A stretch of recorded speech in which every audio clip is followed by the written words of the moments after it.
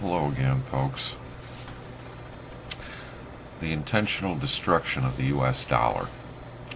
A democracy is always temporary in nature. It simply cannot exist as a permanent form of government.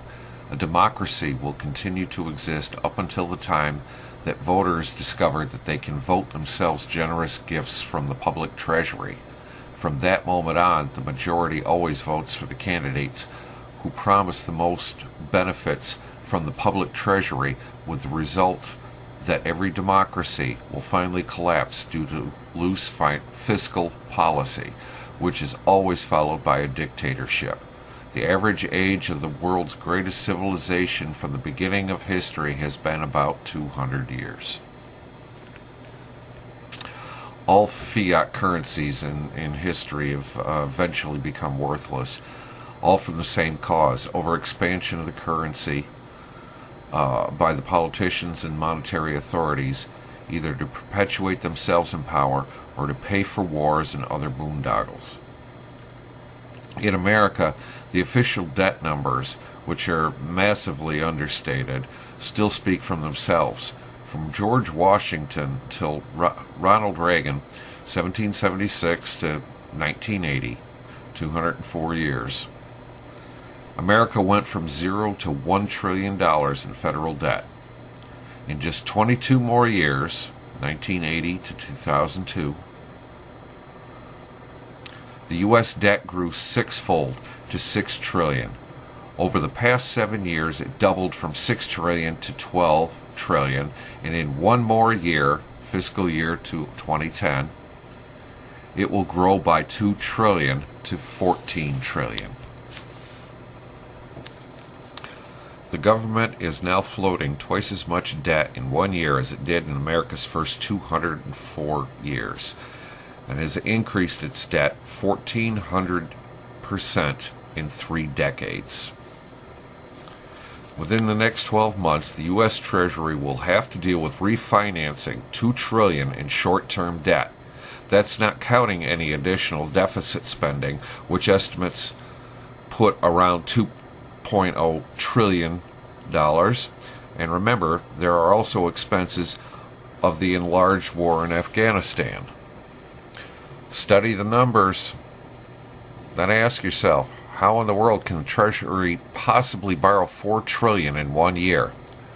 Especially when foreign dollar holders are selling off dollars and backing away from buying new U.S. Treasury bonds and bills. Where will this money come from? The answer? The money will have to come from the Fed by ways of the printing press. The next question is how much longer will creditors be willing to accept printing press money from the U.S.? It's not going to be too much longer. Indeed, the exodus has already begun. This has led to rumors of an official devaluation of the dollar. We owe $1 trillion. Suddenly, the dollar is devalued hugely, and every old dollar suddenly becomes $2.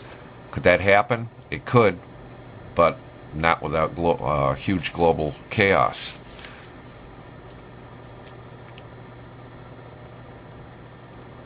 This is why John Williams from Shadow Government Statistics believes a global stampede out of the dollar, triggering hyperinflation, could begin this year.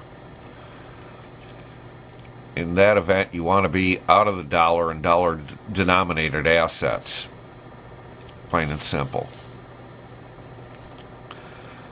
Lying to the world about a strong dollar policy. The Treasury and Fed keep telling the world they want a strong dollar while holding interest rates zero and printing trillions of dollars out of thin air each year. The rest of the world, led by huge dollar holders like China, know that the strong dollar posture by the Fed and the Treasury is a blatant lie. As they watch the U.S. government do everything Weimar Germany and Zimbabwe did to destroy their countries. On the surface, it could be argued that our government's dollar destruction policy is intended to strengthen our foreign trade position, but it will lead to total global flight from the dollar, hyperinflation, and a collapse of the whole U.S. economy and financial system, and to dictatorship. You know, the Weimar Republic laid rise to Hitler, and present-day Zimbabwe brought about the dictatorship of Robert Mugabe.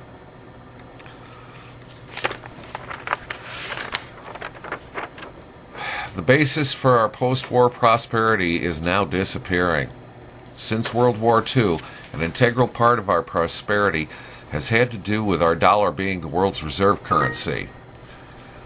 Well, again, people are backing away from it.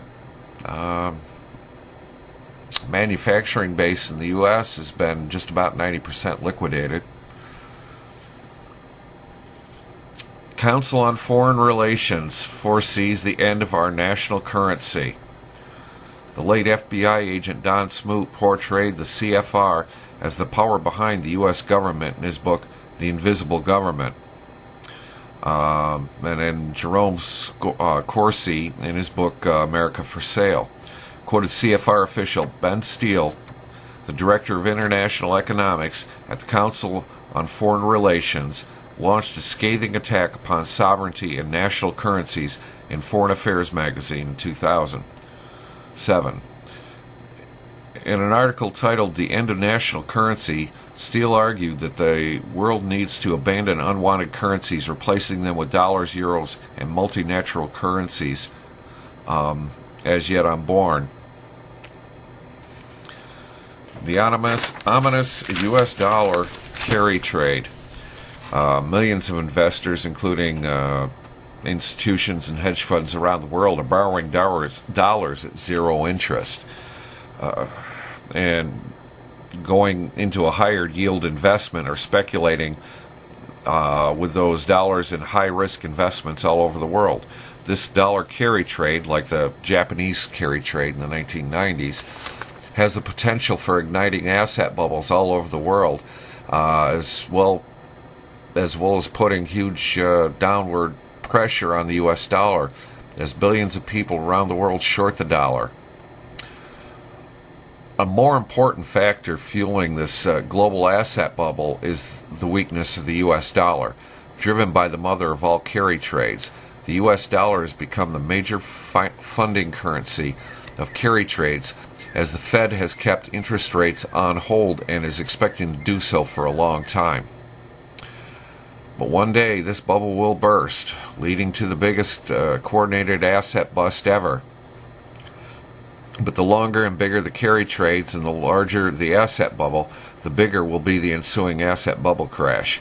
The Fed and other policymakers seem unaware of the monster bubble they are creating. The longer they remain blind, the harder the markets will fall. Price inflation is already beginning in the midst of the Depression. California undergraduates will see a 32% increase in tuition next summer. That's 300% higher than 1 decade ago. Check the prices of food, gasoline, drug prescriptions, medical care. The prices are skyrocketing. The brief period of net deflation, triggered by the sharp drop of gasoline and oil prices over a year ago, ended in October 2009. And the real-world inflation show that the September CPI rose to 6.1%.